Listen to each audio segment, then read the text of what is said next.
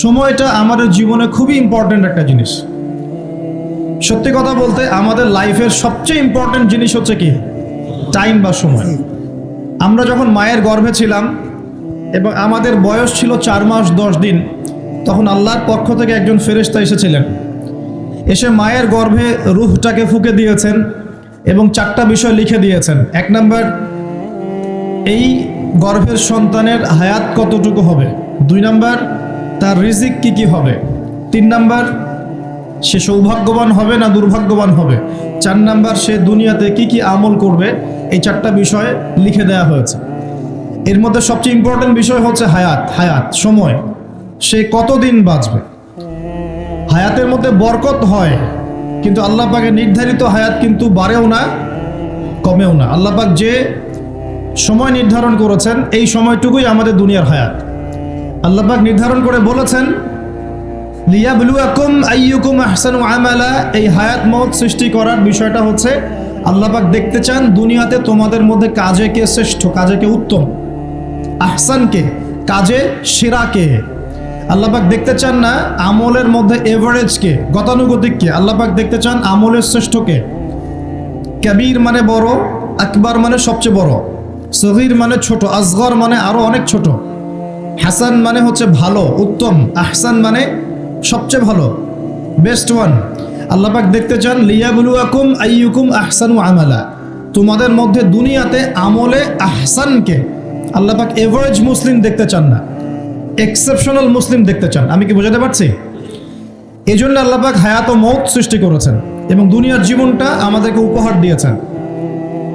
আরেকটা উদ্দেশ্য হচ্ছে আল্লাহ পাক দেখতে চান এই কারাগারের জীবনে আমলের শ্রেষ্ঠকে এবং কে আল্লাহ পাকের বিধানগুলো মেনে চলে, এবং কারা কারা আল্লাহ পাকের জমিনের মধ্যে তার খেলাফতের দায়িত্ব পালন করে। আমরা কিন্তু আল্লাহর খলিফা।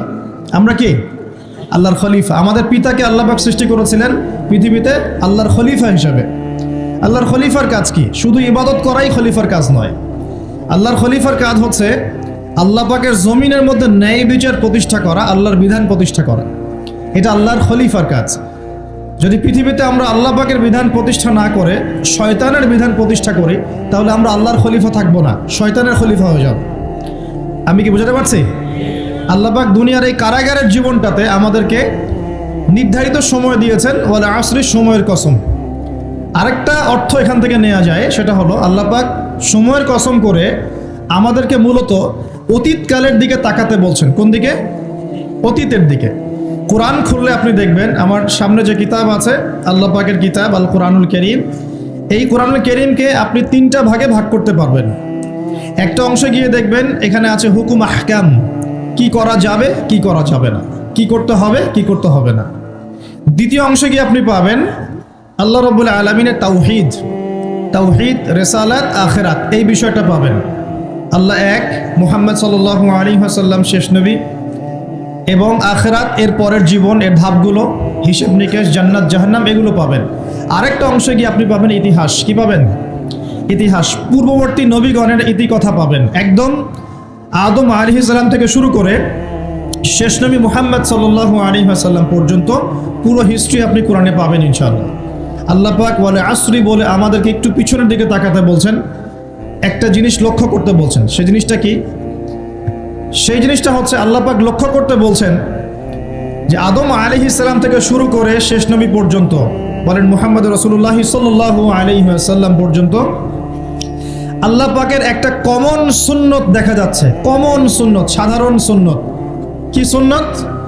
প্রত্যেক যুগে যুগেই যারা আল্লাহ পাকের বিধান মেনেছে, তার নবীর আনুগত্য করেছে, আল্লাহ পাক সেই মুমিন মুসলিম বান্দাদেরকে দুনিয়াতেও নাজাত দিয়েছেন, পরকালেও জান্নাত দিয়েছেন। ঠিক আছে কথা?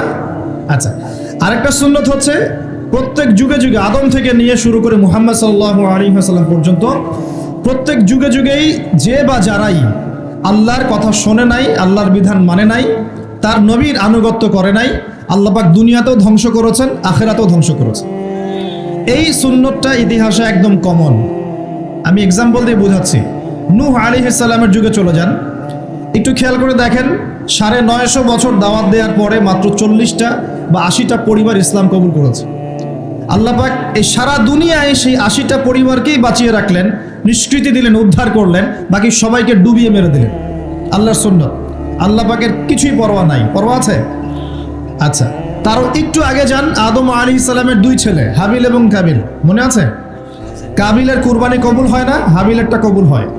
তো এখানে হিংসা, এখানে কি হিংসা, পরশ্রী কাতরতা, তারটা কেন কবুল হয়, আমারটা কেন হয় না? এই হিংসার বশবর্তী হয়ে এক পর্যায়ে কাবিল হাবিলকে হত্যাই করে ফেলল, এবং সেই হত্যাকাণ্ডের সাক্ষী ছিল একটা পাখি, তার নাম কি? কাক। কাক, হ্যাঁ। বিষয়টা হচ্ছে যে কাক সাক্ষী যে আদম আলাইহিস সালাম এর 2 সন্তান, এক সন্তানকে হত্যা করার পর আরেক সন্তান মাথায় হাত দিয়ে বসে আছে, কিভাবে তার ভাইকে দাফন করবে এই জ্ঞান তার কাছে নাই। আল্লাহ পাক কাককে পাঠালেন, সে মাটি খুঁড়ে দেখালো কিভাবে দাফন করতে হয়। তার মানে শিক্ষা আমাদের চারপাশেই আছে। শিক্ষা গ্রহণ করার জন্য সবসময় টেক্সট বুকের প্রয়োজন হয় না। শিক্ষা গ্রহণ করার জন্য সবসময় টেক্সট বুকের প্রয়োজন হয় না, এই ডারউইনের মতবাদের প্রয়োজন হয় না। শিক্ষা গ্রহণ করার জন্যে একটু দূরদর্শিতাই যথেষ্ট। বহু মানুষ এই পৃথিবীতে বেঁচে আছেন যাদের অক্ষর জ্ঞান নাই, লিটারাল জ্ঞান নাই, কিন্তু তারা অনেক বেশি অভিজ্ঞতা সম্পন্ন আছেন না? আচ্ছা, এমনকি আমাদের প্রিয় নবী মুহাম্মদ রাসূলুল্লাহ সাল্লাল্লাহু আলাইহি ওয়াসাল্লাম কিন্তু এই আক্ষরিক জ্ঞান, আলিফ বা তা সা এগুলো লিখতে পড়তে জানতেন না। এটা কি আপনারা জানেন? আল্লাহ পাক তাকেই শেষ নবী করেছেন, এবং আমরা তাকে বলি তিনি উম্মি। উম্মি মানে হচ্ছে অক্ষর জ্ঞানহীন। কিন্তু এই পৃথিবীর সবচাইতে জ্ঞানী মানুষ, ইতিহাসের শুরু থেকে শেষ পর্যন্ত সবচাইতে জ্ঞানী মানুষ হচ্ছেন মুহাম্মদ রাসূলুল্লাহ সাল্লাল্লাহু আলাইহি ওয়াসাল্লাম। অক্ষর জ্ঞানী সবকিছু নয়। সিগনেচার করতে পারলেই এই আপনার একটা জাতি জ্ঞানী হয় না। সাক্ষরতার হার বাড়লেই একটা জাতি জ্ঞানী হয় না। একটা জাতি জ্ঞানী হয় তখন যখন তার ভিতরে আধ্যাত্মিক পরিবর্তন আসে, যখন তার ভিতরে মানবিক গুণগুলো ইনস্টল হয়, যখন সে মানবতার কল্যাণে কাজ করতে পারে, যখন সে খারাপ পথে যায় না, ন্যায়ের পথে থাকে, অন্যায়ের পথে যায় না, তখন সে ভালো হয়। অক্ষর জ্ঞান সব কিছু নয়। আর আমরা এখন পাশের হারটাকে বেশি ফোকাস করি।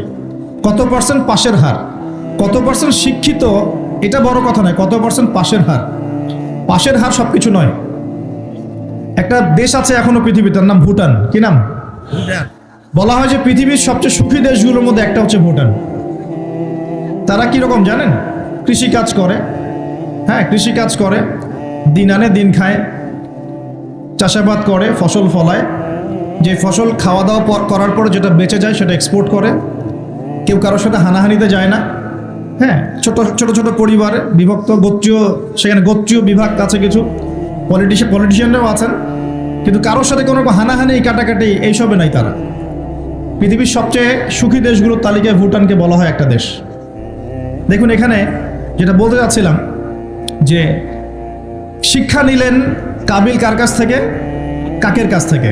এখানে একটা হাদিস মনে পড়ে যায়, শেয়ার করি। নবী সাল্লাল্লাহু আলাইহি ওয়াসাল্লাম বলেছেন, এই পৃথিবীতে প্রথম হত্যাকাণ্ড সংগঠিত করেছিল কাবিল। এই জন্যই এই পৃথিবীতে যত মানুষকে অন্যায়ভাবে হত্যা করা হবে, বিনা কারণে অন্যায়ভাবে হত্যা করা হবে, এই সমস্ত খুনের যে পাপ, এই পাপের একটা অংশ কাবিলের আমল নামায় যুক্ত করা হবে। বলি নাউজুবিল্লাহ।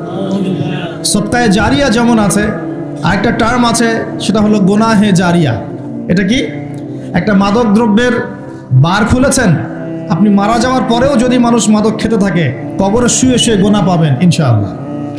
একটা গান গেয়েছেন যেখানে আজে বাজে মিউজিক আছে, বা আজে বাজে শিরকি কথা আছে, কুফরি কথা আছে, মানুষকে আপনার আল্লাহ থেকে দূরে সরাচ্ছে।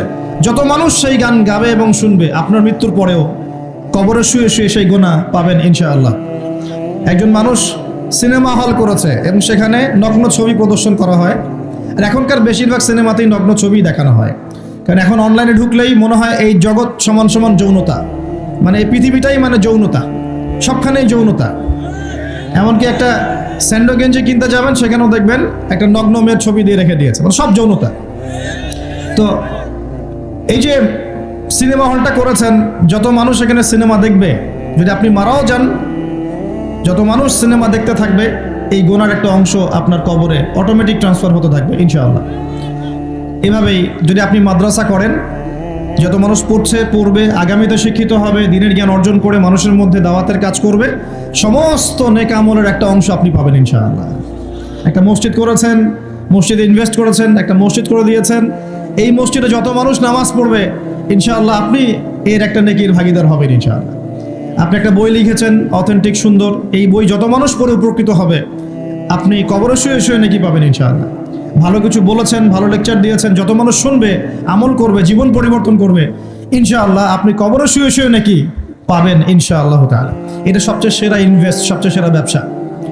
আল্লাহ পাক আমাদেরকে এই ধরনের ব্যবসা বেশি বেশি করার তৌফিক দান করুন।